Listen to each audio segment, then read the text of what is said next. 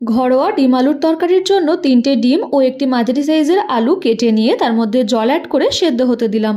মশলা বলতে একটি মিক্সার গ্রাইন্ডারে কিছু আদা রসুন কুচি, কয়েকটা শুকনো লঙ্কা, 1 চা চামচ গোটা জিরে ও জল অ্যাড করে একটা পেস্ট বানিয়ে নিলাম। সেদ্ধ করা আলু ও ডিমগুলোকে চিলে নিয়ে ডিমের গায়ে এইভাবে করে দাগ কেটে নিয়ে এইবার কড়াইয়ের মধ্যে দিয়ে দিলাম পরিমাণ অনুযায়ী সর্ষের তেল। তেল গরম হয়ে এলে লবণ ও হলুদ অ্যাড করে এরপর সেদ্ধ করে রাখা ডিমগুলো একে একে এর মধ্যে দিয়ে দিলাম। তোমরা ডিমের গায়ে লবণ হলুদ মাখিয়েও দিতে পারো, কিন্তু এভাবে করলে কালারটা আরো সুন্দর আসে।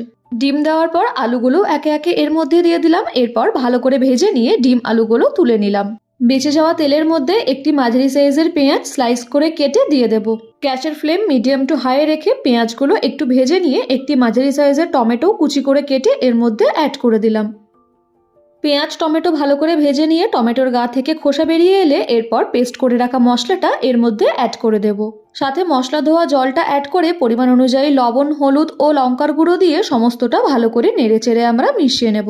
মশলাটা ভালো করে কষিয়ে নিয়ে মশলা থেকে এভাবে তেল ছেড়ে এলে ভেজে রাখা আলু ও ডিমগুলো এর মধ্যে অ্যাড করে দিলাম। আলু ও ডিম অ্যাড করার পর মশলা সহ সমস্তটা আরও 1 থেকে 1.5 মিনিট ভালো করে নেড়েচেড়ে মিক্সড করে নিয়ে এইবার এর মধ্যে অ্যাড করে দিলাম পরিমাণ অনুযায়ী জল। জল অ্যাড করার পর সমস্তটা ভালো করে নেড়েচেড়ে নিয়ে ঝোল ফোটা পর্যন্ত ওয়েট করব এবং ভালোভাবে ফুটে এলে নামানোর আগে দিয়ে দেব বেটে রাখা এলাচ ও দারচিনি।